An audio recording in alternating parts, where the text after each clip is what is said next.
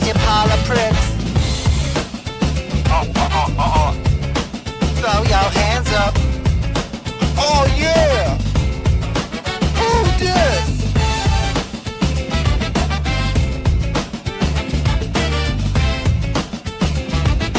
Politics with your politics.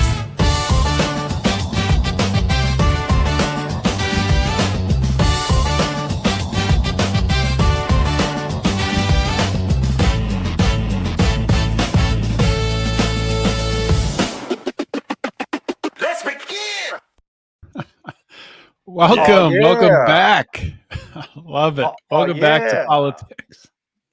That is the voice of the intro. Lou Perez right there, picking that up. I mean, I think Brian's going to trim that down a little bit, but I don't know. I know. Yeah, he needs to. I still haven't made us an outro with it.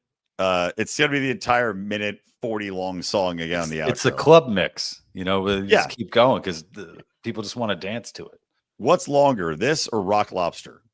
Both incredibly long songs. Did you guys pick up like a little? Was there snoring in there? Did Brian like mix in some of his own snoring? I don't know. I am. That's next level. I'm not on top of my game today. As I mentioned, don't become friends with people who own bars, and don't let them tell you to come out on a Wednesday night for a comedy show that starts at 7:30, and you think in your brain, I'll be home by 10. That's fine. No problem. And then you find yourself with the staff at the bar and the lights are out and the chairs are on the tables and you're doing shots of Patron, which I hate. And then you find yourself on a show the next day and you have to talk to two people you love, but who are clearly assholes who want to give you the biz. I deserve it. I deserve the biz. I'd hate when I would go to a bar and they'd be like, they would already buy the shots and it would be Jaeger. And I'm like, oh, come on. Oh, dude. What year is it? I know. It's like I'm 30 something. What are we doing here? Well, wait, I'll tell this story quick and then we'll get to the politicking. We had in our fraternity, John and I, Odie, did you partake in the drinking obstacle course? Or was that before you? No, that was, the one. Yeah, the big one you guys did, that was before us. Yeah, that was the worst. So we had a drinking obstacle course in the front yard. This is like school's over, everybody's about to leave. We just set up an obstacle course where you had to start, you beer bong a funnel of beer, and then you run to a bush, and in the bush is hidden, I believe, a rum and coke. You find the drink, you chug it. Then you have to run to the other bushes by the mailbox, find a different drink, which I think was a whiskey ginger, chug it. Then you had to run back to a flagpole, which had two drinks on it. And this is where everybody threw up except me and one other person. You had to chug. We called it double trouble. It was a gin and juice and a screwdriver. I would throw up the gin and juice for sure. Oh, it was horrible because the orange juice, the acidity of the orange juice. So you chug both of those. Then you had to run to the mailbox in which there was a mystery shot. But I knew what the mystery shot was, which was, if you can imagine a more disgusting herb liquor made in Germany than Jägermeister, and I can't remember what it was called, Schnagenblogger. Then you had to do that shot, and then you were finished. And it was horrible. And people might listen to this and be like, oh, were you hazing your pledges doing this? But no, this is just voluntary people doing it. Voluntary self-hazing. Yeah, voluntary self-hazing. Just, fertilizing the grass with chunks of half-digested food. And it's like, wait a minute. So I'm not even getting into a frat and I'm doing this? What's going on? And why am I naked and we're doing elephant walks and stuff?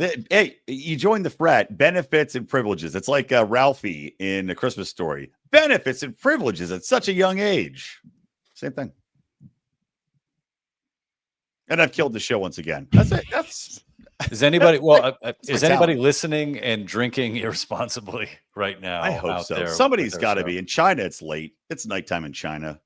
Our Chinese contingent is represented. There's probably at least one or two alcoholic Lions fans out there who just have nothing to do, just sitting there drinking. If you are, please comment. Let us know. Let us know what you're drinking. Yeah. We need a liquor sponsor too.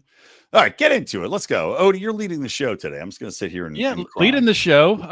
But you guys gave all the topics, so I'll blindly make my way through this.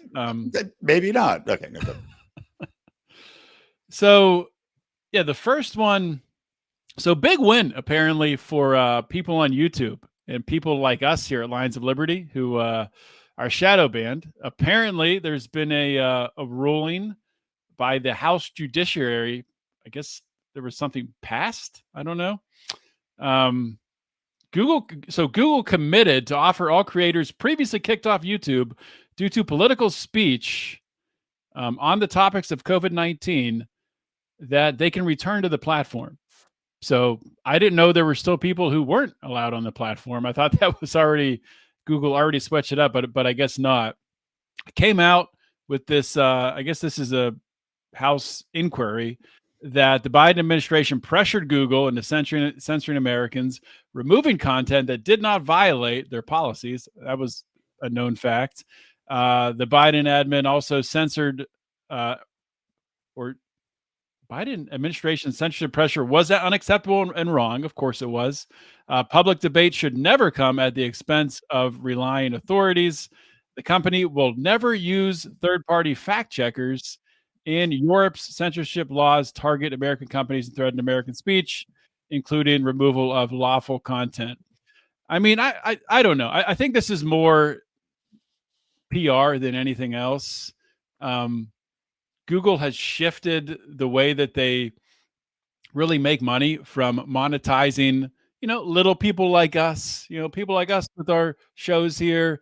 And, well, they didn't make money off us because we were demonetized for a decade where they kept giving us strike after strike and not letting us post for 10 days while shadow banning the channel. So, well, they used to make money off people like us who didn't talk about COVID and no things, and they built a following and you could make money. Now they're just making money off of, large corporate brands who are, doing the same thing. But anyway, I don't know. What do you guys think about this? Well, I think, so a couple of things. One, it's pretty convenient that, Google gets to blame the Biden administration and pretend as though they didn't agree with the Biden administration on this stuff. They get to say, oh, the only reason why we did this is because of, pressure from the Biden admin, as opposed to, yeah, we really wanted to shut these fucking people up. And we did, and now we're going to make things. Now we're going to make things right. It'd be like, Brian doing that, drinking, game and saying like, I didn't want to go and drink all this stuff, but one of the guys I'm with is a cop, and he was like, we got to do this. That's exactly how it went down. Yeah, but also it's like. When you think about like what kind of damages can be claimed here too. I mean, the amount of money, that people missed out on, I mean, can there be a claim there? Is there going to be like a class action lawsuit settlement? How do you even, come up with what that would be? And then also like, you had a lot of the channels that were removed outright or demonetized, but then it changed so much about the way all the other channels would even discuss these topics. Because I remember there was a time where even using the word like vaccination might get you dinged. So I remember like one guy was saying vacation, so he would call the vaccination a vacation to get around it.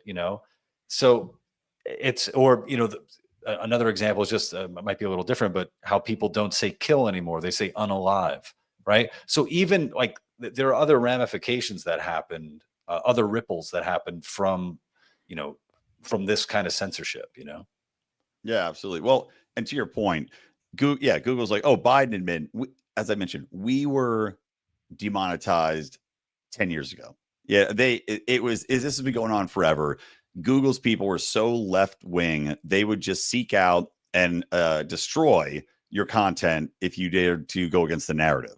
But also, I love that they're like, all right, we're going to allow people back on that were taken off. And like I say, under the auspices of COVID, but Alex Jones, who is the poster child for big tech coordination with government to eliminate somebody, right? He got removed from YouTube, Apple, like all at once. Coincidentally, in the same week, he just created a new channel, as did Nick Fuentes, and they both got removed immediately. So they say this, to Odie's point, they say this garbage. Everybody goes, oh, look, well, we were right, which we all knew all along. And then they immediately go back on what they just said and take people off because they are persona non grata within the leftist sphere and the narrative sphere. So it's just all BS. I agree, all BS. But one thing that's not BS is what Donald Trump just did at the White House. Like that transition? Whoa, look at that. Pulling out the transitions. So they have I didn't know they had this. They have every past president picture on the wall at the White House. I think it's on the walkway that goes outside. Every president is there. Every single one, except one, Joe Biden. And in Joe Biden's place, Donald Trump put a picture of an Autopen. Hey, look, whatever you think about Donald Trump, funniest president we've ever had by far. I mean, expert level trolling. To do that is hilarious. I mean, look, I'm not saying that a president should do it, right? If we're being empirical, I would say that a president shouldn't put a picture of an Autopen in that hallway, but damn, is it funny and damn, is it accurate. God bless Donald Trump. Hilarious. Yeah, I mean, I don't know. I'm kind of speechless where I'm like, this is really happening, and I sort of, I wonder sometimes, obviously there's a lot of stuff like, is this beneath, the office of the president to do this? But he's sort of communicating on, these platforms where it's sort of like, have kind of been like beneath, I don't know, just the way people, I don't know what I'm so sorry. I can't believe we're live. Are you hungover? I know. I feel like I'm putting my thoughts together vibes amazingly well for my state of being, and you can barely speak. Well, here. I guess what I'm saying is like this kind of stuff does so well on the platforms where it's shared, where it's like it's really speaking the language. So anybody who's working for Trump, like in the comms department or anything like that, they know exactly the audience there and how it's going to impact. I mean, one thing though, I'm surprised that I haven't seen more, kind of like left leaning publications and stuff like kind of take the bait. Like I haven't seen anybody commenting on it. I haven't seen a roundtable, on CNN talking about how ridiculous this is. Because I think maybe there's a reason why they aren't taking the bait, because then I guess they would have to admit, for however many years, Biden was using the Autopen, which I didn't even. The first time I heard about an Autopen was, under the Biden administration. Like I had no idea that was an actual thing.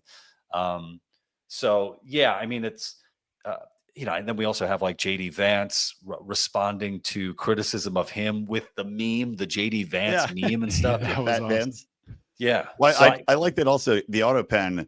You'll notice that there's no cap on the Autopen because Hunter Biden took the cap to do bumps of coke with. Wow. Yeah, I think it goes back to what you were talking about there, Lou. This administration really does understand their target audience, right? What the hardcore Megites, what they want to see, and I'm sure they're lapping this up. I mean, and like you said, like the left, what can they do? Have a panel about how ridiculous it is that Donald Trump put a picture of an Autopen in Joe Biden's place, and then you got to talk about, but actually he was using Autopen for all of these pardons, and that's a whole conversation they don't want to even see the light of day. So I don't know. The interesting thing is I wonder how like someone like, for example, like my mother, who like is a independent-minded voter, she kind of votes either way depending on how she feels, how like that segment of the population, like the swing voter, how they would feel about something like this. Would they be like super turned off by it, or do they not even hear about it because they're really not talking about it in the mainstream media? So maybe this is something that just kind of lives on Twitter and podcasts like this and doesn't really make it out there. Well, that's the thing, though. It's like you wonder, to your point, how many independents are on X? And I think a lot, right? X is the #1 news outlet in the world at this point. How many liberals have heard about it? Because, as you mentioned, I saw an article on CNN. So CNN posted about it, but it's not being amplified. It's not being paneled. But the Blue Sky people, I'd be curious. I don't have a Blue Sky account to see if they're freaking out about it. I'm sure they know about it. I'm sure it's used as fuel for them to be like, what an asshole. But yeah, you have to adjust the elephant in the room. The guy wasn't there. The Autopen was active. Joe Biden, I heard also, can't even get speaking engagements. Unlike every other president in the history, right? They go on to make millions of dollars in speaking engagements. Not Joe, because no one will hire him because they know they're getting a doddering goofball. What's he going to go up there and say?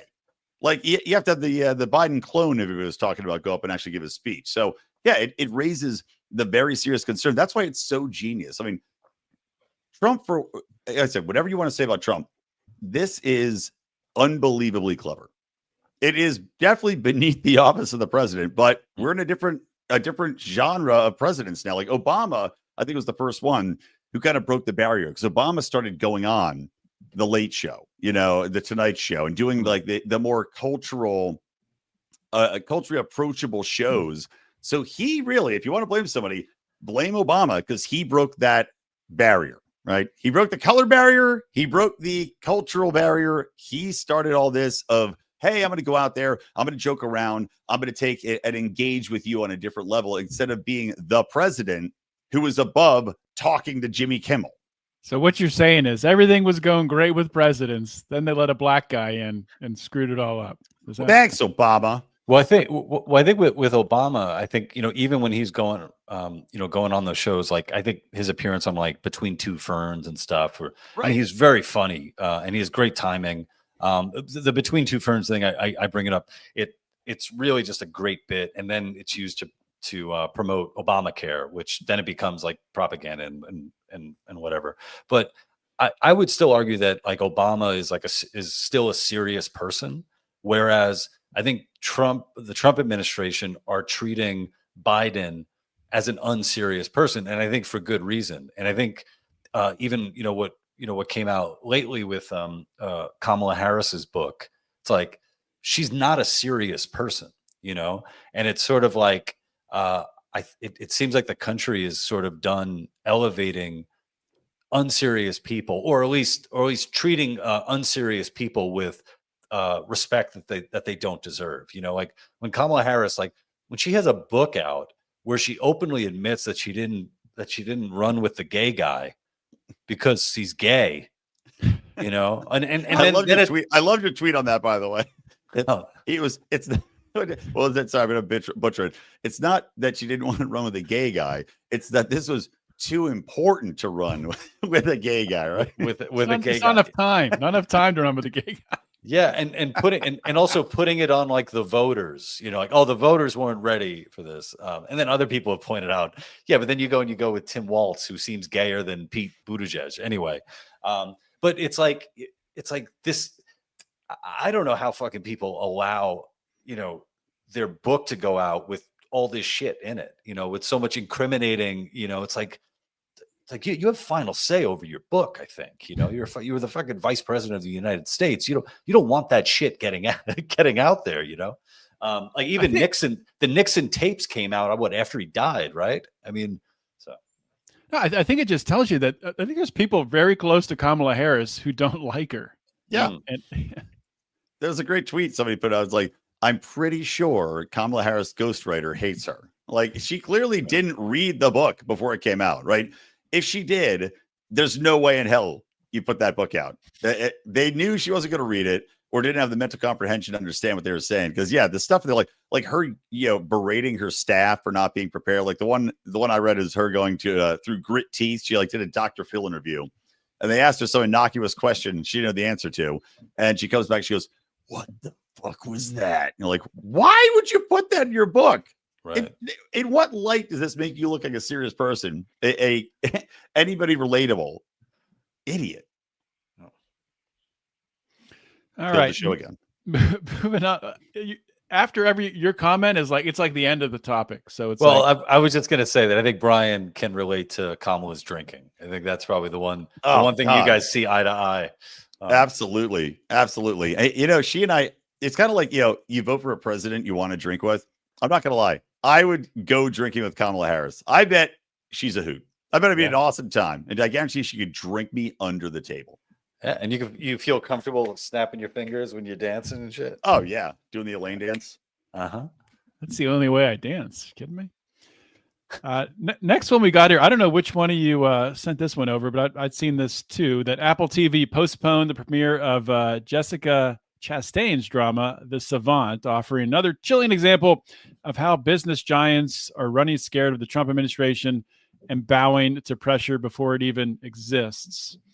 And then down below, there's I guess the writer of this show. Is that what it is? Oh yeah. Share that picture. I posted it in there. So I'll go off for this a little bit. Wait, she wrote the show? She no, not Kamala Harris. Oh, that would be amazing. That's her transition. No, this is the author of this article in Variety. It's so funny to read her bio. So the whole article is like, oh my God, I can't believe they did this. And these GOP and censorship and Trump pressure.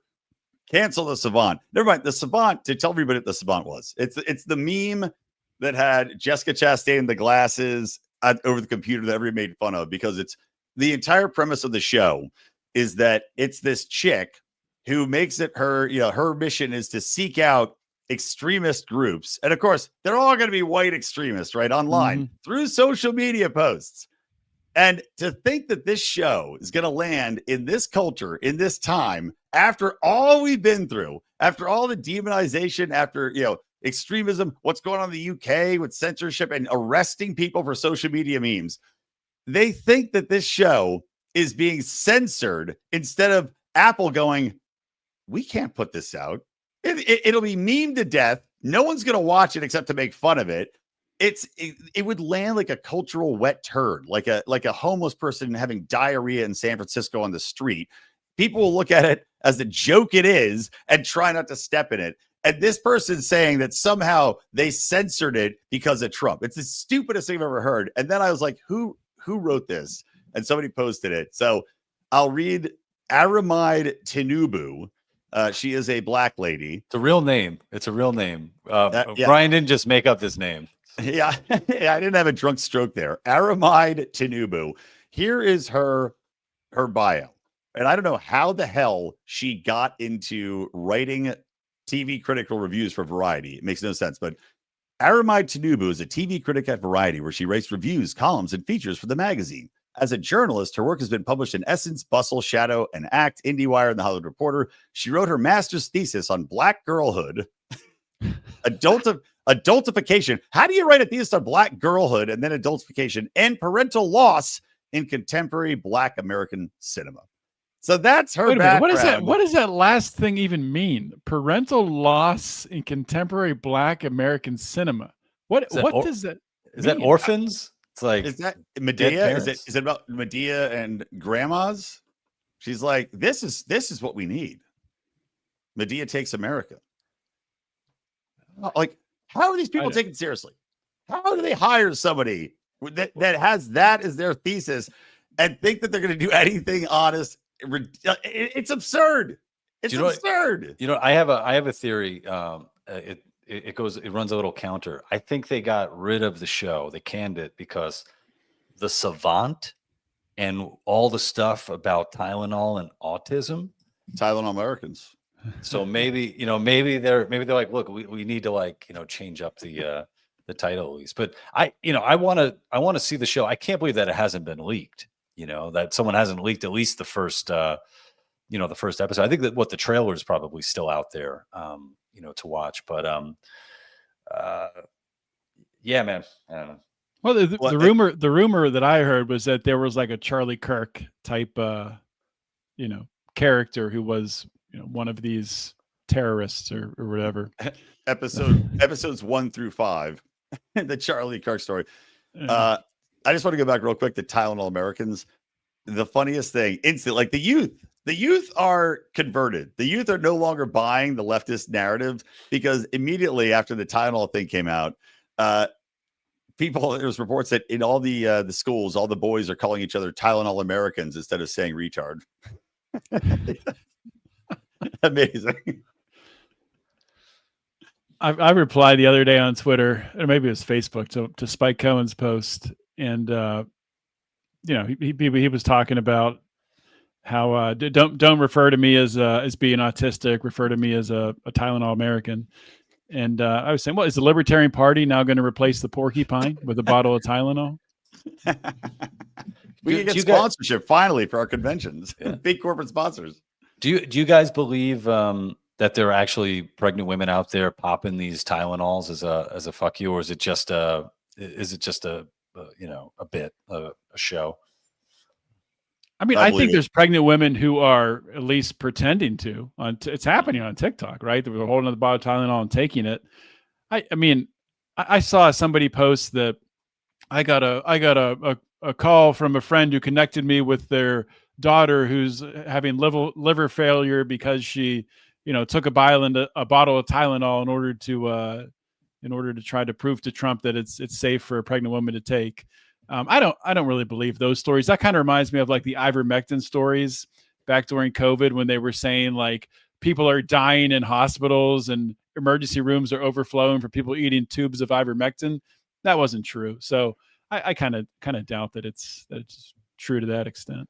I mean, I think that, the taking Tylenol to go to the hospital is BS. But no, I believe 100% that these idiot TikToking liberals are eating Tylenol. They go, okay, whatever. I'll take 3 Tylenol. But the thing is, and I talked about this on Mean Age Daydream and showed the videos of these people, I 1000% believe that they think they're owning the GOP by doing it. Right. But it's one of those things I raised, like, even if you don't believe it, right? Why would you endanger your child unnecessarily? Like, why wouldn't you just take it at face value and go, okay, maybe there's something there? And then you also see Tylenol tweeting out, we have never said pregnant women should take Tylenol. They tweeted this yesterday. No, in 2017, they tweeted that, pregnant women should avoid Tylenol, something like that. But recently they're kind of coming out saying that pregnant women can take Tylenol.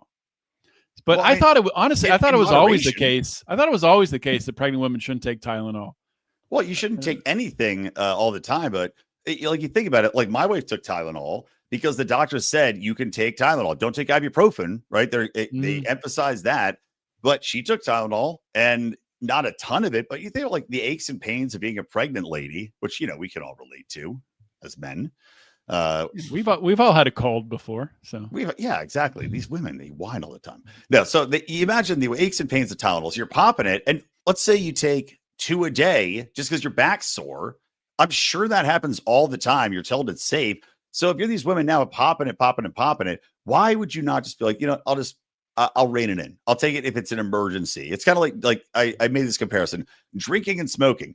You can drink and smoke when you have a baby in your belly. They did it all through the 70s. Yeah, people turned out pretty much fine, but you probably shouldn't. So now women don't, but you can have a glass of wine. You can have a cigarette once in a while if you want to, but you probably shouldn't to worry about the health of your child. Same thing with Tylenol. So for these idiots to do it, like, can you imagine if these women had an autistic kid now and they are on TikTok, pop up Tylenol, like the amount of self-loathing you would have. Or they're like, you know what? I'm going to pop this thalidomide. I don't give a shit. I'm going to pop that in right now.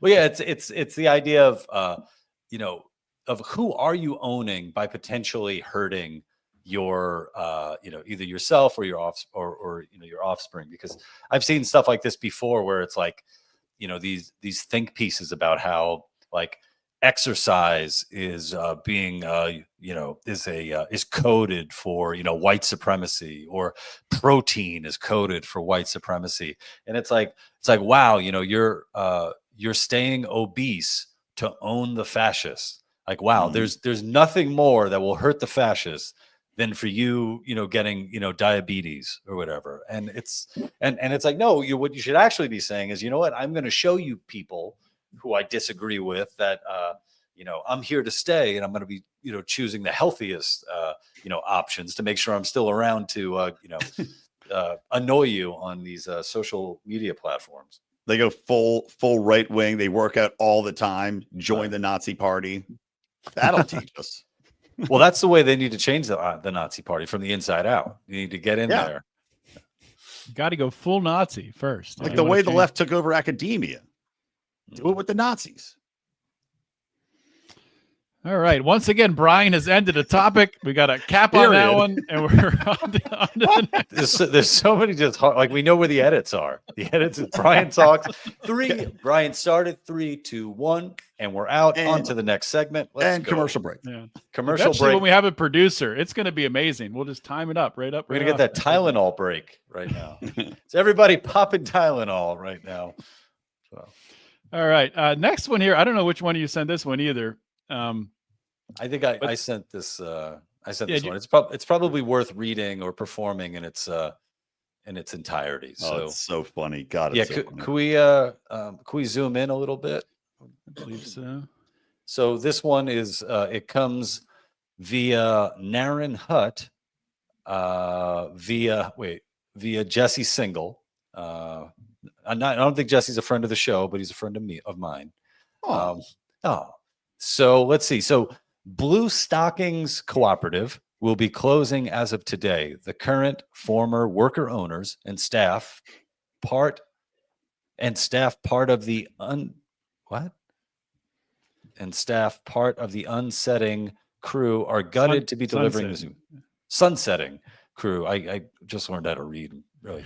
After 26 plus years of serving marginalized communities as an independent feminist bookstore, event hub, and all-around radical community space, the daily operations are unfortunately no longer sustainable on multiple fronts. So before we go to the next thing, a commenter pointed out that not only is it a bookstore, but it's also, I guess, where they have like Narcan available. So anytime a junkie is ODing, they can go into this bookstore and I'm sure get some really great some really great queer authors, and then get some queer Narcan and to save some lives. So there's that.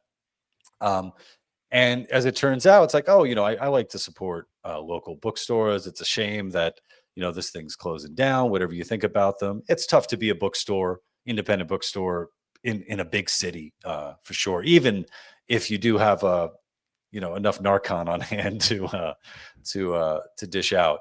But then as it goes, somebody commented and said, quote, from a current worker steward who is one of 3 people keeping the shop going for the last year, definitely not an owner, because the legal owners flex their violent legal force by making this decision with no input from 3 of us that had been holding it down. This is a bookstore, mind you, and this is how the person who works at the bookstore writes, which is great. A couple of clarifications: this decision was not made with any of the 3 brown folks currently stewarding. Wait! Sorry to stop you. Yep. To be clear, folks spelled with an X. Of course. So here's how stupid I am. I didn't know what they were trying to do there with the FOLX. I'm like, what is that? Is that an acronym? It's like Malcolm X. Malcolm X was the first non-binary person in the civil rights movement. Is it like Latinx, except this is the black version of Latinx? I think so. So let's see. They were notified of this, quote, sunsetting this morning, and most access was revoked, passwords changed. They are working to revoke access now.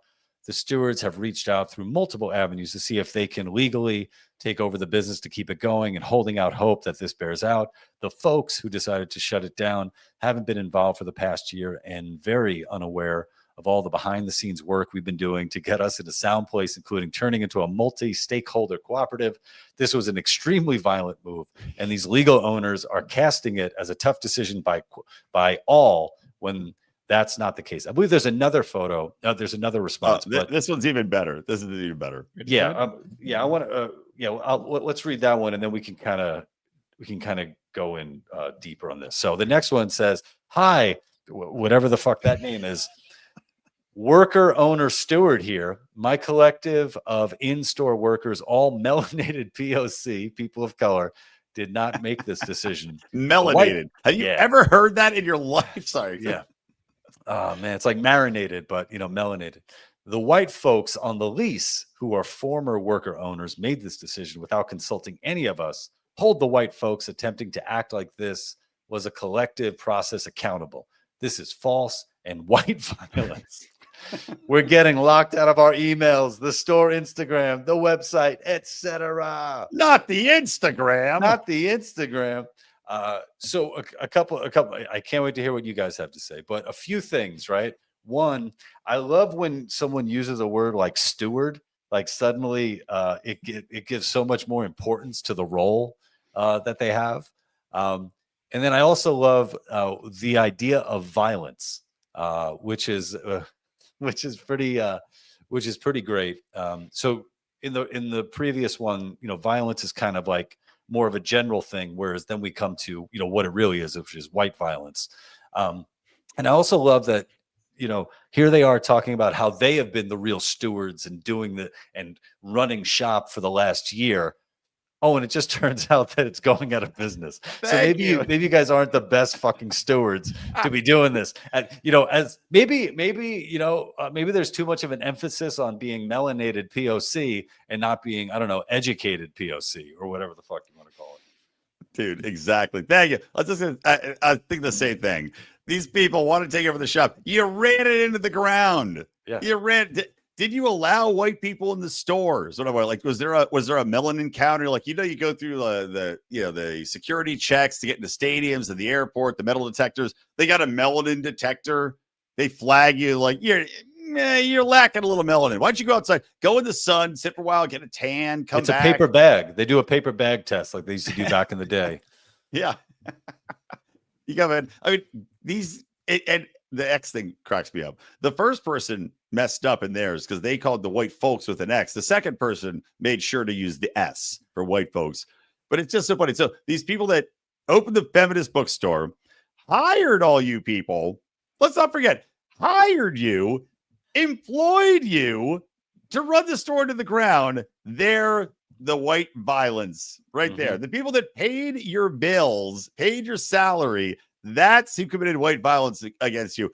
No goodwill. They didn't build up any small well of goodwill over the years. And I'm sure they had all sorts of, whatever, safe spaces, free chai tea, maybe some Rubos tea for these idiots. And now that white violence. Can you imagine if they didn't shut them out of the Instagram, by the way? Right. That's the first thing you do. It's like well, also just think about it. At no point does this folk what would be a K? I don't know what you would spell this folk, this person, this melanated human being. At no point were they like, yeah, we offered to buy the business. Yeah. There's no talk of money. It's just talk of like, yeah, maybe we could have taken this over. Blah blah blah. Hey, just give it to us. Yeah, just for free. It's a gift. It's bookstore welfare. I think it's interesting. So this place apparently was in operation for 26 years. 26 plus. And at first I thought the plus was like a LGBTQ plus thing. But I wonder, so it seems like they took it over a year ago. So 25 years you're running strong. They take it over. A year later, they're out of business. So it seems pretty clear what happened here. They just didn't know what the heck they were doing. Who knows the backstory with these owners? Maybe they got sick or something, had to step back, and they, entrusted these maybe longtime employees to take it over. And maybe once they stepped in, they got super radical and scared everybody away. I don't know. Just speculating. You know what they should have done? The bookstore should have just identified as a successful bookstore. That's all you have to do. Just have it like just call it Barnes and Noble, but just put an X where just willy nilly anywhere in the middle. Yeah. Walden Books with an X. Nice. Nobody knows what Walden Books is anymore. It was a store. Do we know when this is when this had they closed down already? Because it'd be wild to just visit and see what kind of shenanigans are happening there. Is it in New York? I think so. Yeah. Can we send you as a man on the street? Yeah. Let's look it up. Blue Stockings Cooperative. You're a POC. You're not overly melanined, but you're definitely a POC. I would say though, if you are a bookstore, you might want to change the name of your store from something other than Blue Stockings, because I bet a number of people were walking in there thinking they were going to get some, garments, and they're like, oh, this is just, here's like, Robin DiAngelo. Here's a whole wall dedicated to her. Well, just think how great. Here's your Blue Stockings Cooperative, a queer trans SW Suffolk Street. Wow, it's down. Cooperatively owned activist bookstore cafe in New York City. What's this dude's face? There you go. This dude's face? Oh yeah. Go on that. Can you click on that first one? Isn't that the dude who murdered the cop? Oh, I don't know. Probably looks like that from the picture. I think there was a young black man who died at the hand of a police officer, and then his father, rather than hunting down the police officer who killed his child, decided to murder a random police officer. And look how, I think that's who it is. If I'm wrong, then that's okay. I don't mind being wrong about the folks will be after you if you're So I wasn't laughing at what you were saying, though. I was laughing at this first comment here. Nobody Did you guys does. read this? What's it say? From MX. I don't know how to say that. Hi, where can I find info about your co-op staff? Trying to understand where folks sit on the hierarchy, and if my money would be going to a bunch of white people. Thanks. That was 11 weeks ago. Great. Can I point out too, by the way, if you know a lot about the LGBTQI quote trans space, you also know that trans people find feminists in the traditional sense to be also enactors of violence, like TERFs. So if you're a feminist bookstore that's built your brand on feminism, then you change and hire all these people that are trans, LGBTQI, whatever, that hate everything you stand for. Not a recipe for success as a business. Yeah. So this is an example of the left eating the left, it seems then. Yeah, I think it's amazing. I am still just comedies. I think it's tough to watch a comedy and to laugh.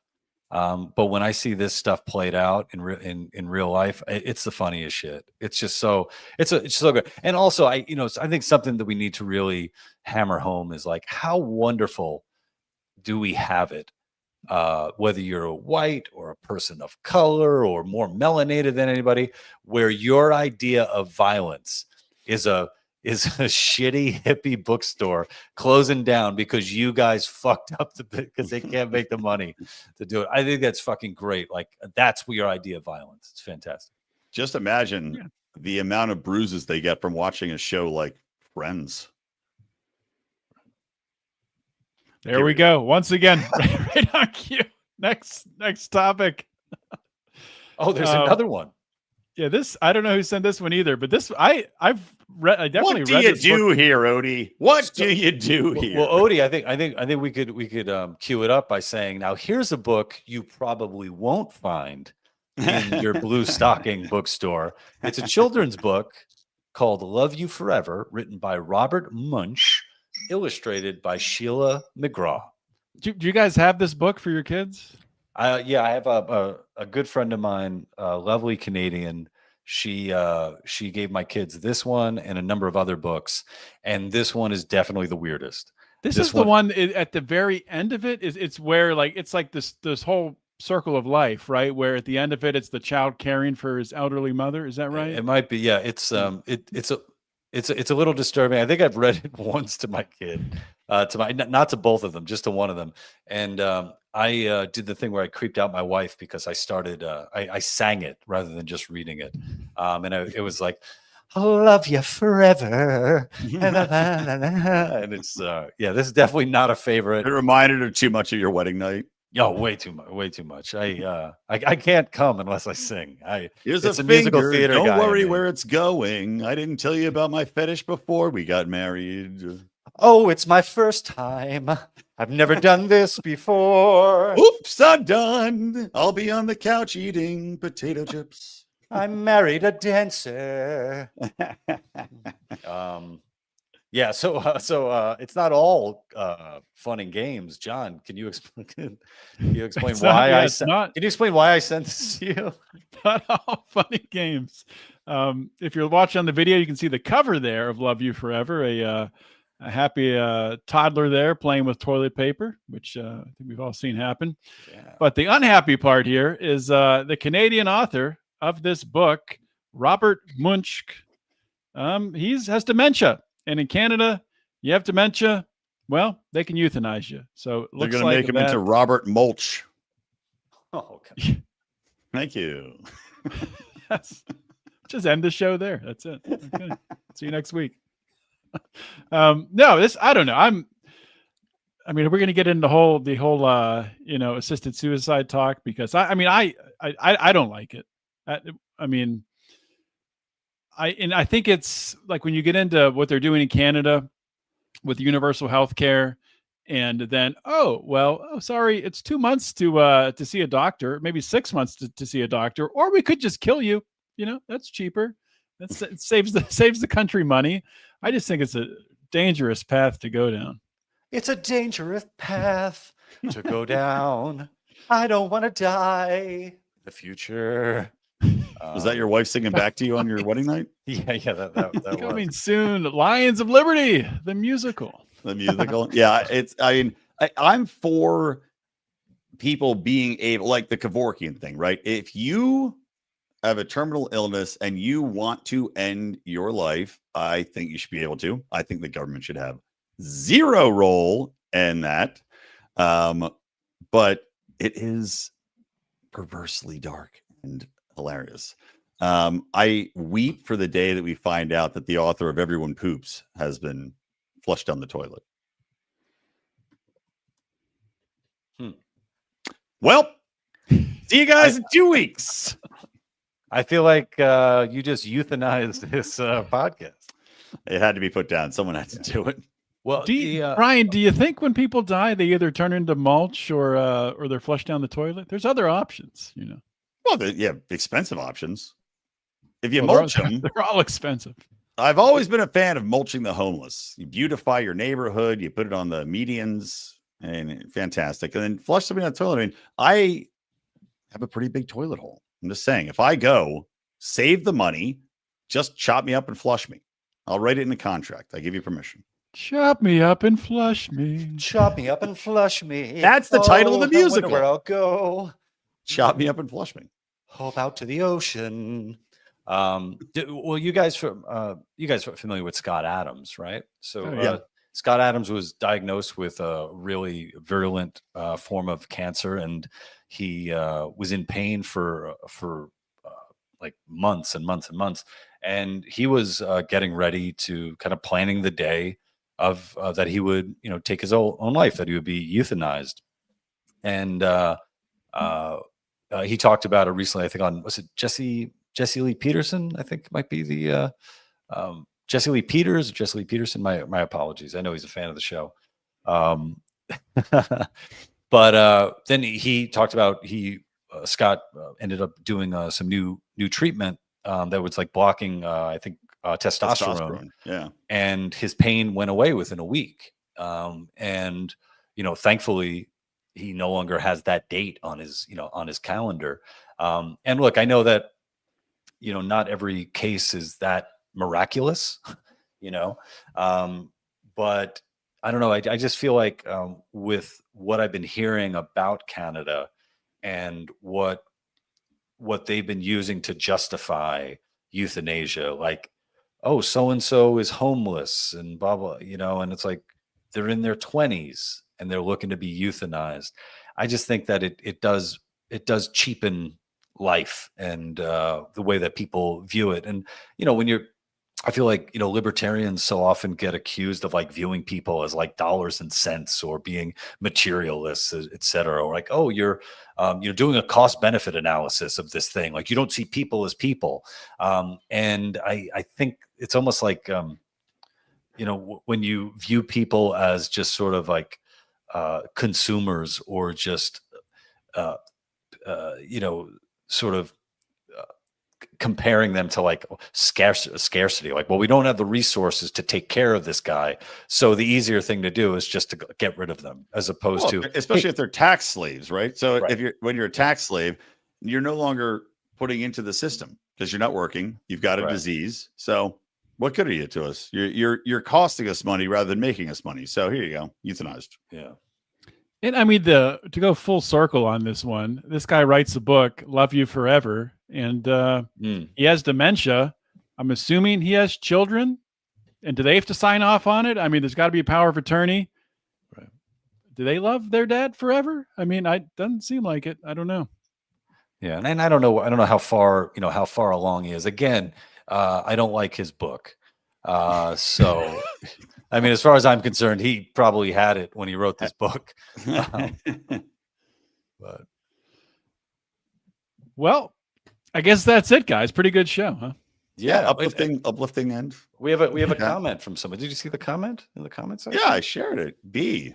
Oh, you love did. B. You guys crack me up. Thank you. Long time listener, watcher on YouTube. Yeah, that's right. One of the few people who was able to navigate the YouTube algorithm and find us. So we appreciate that. I know. I'd be very curious to hear how B possibly came across us. She's in the UK too.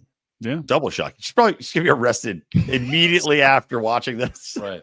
Immediately arrested. Yeah, yeah. B, make sure you have the right opinion when it comes to an Islamist stabbing somebody for burning a Quran and getting off. I hope you're using a VPN, B. Yeah. Hide that IP address. Yeah. So, Brian, you're going to go drinking tonight, or what's the plan? Well, I have the first episode podcast tonight, so I probably will have a drink. All right, I'm going to have a nap first. Then we'll see what happens. Brian's hungover now, and next time you see him, probably be hungover then. Yep. Or that's all we got. Brian McWilliams story.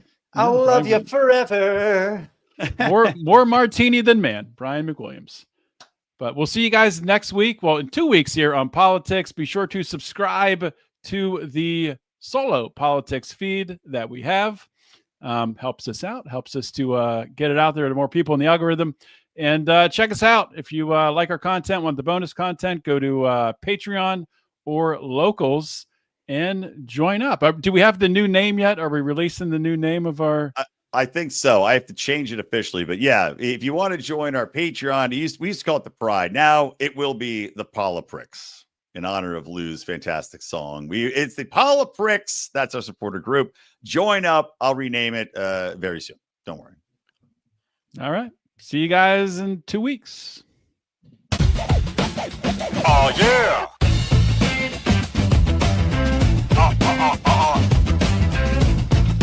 Politics, more like politricks with your polipricks. Oh, yeah. Politics with your polipricks. Throw your hands up. Oh, yeah. Who this?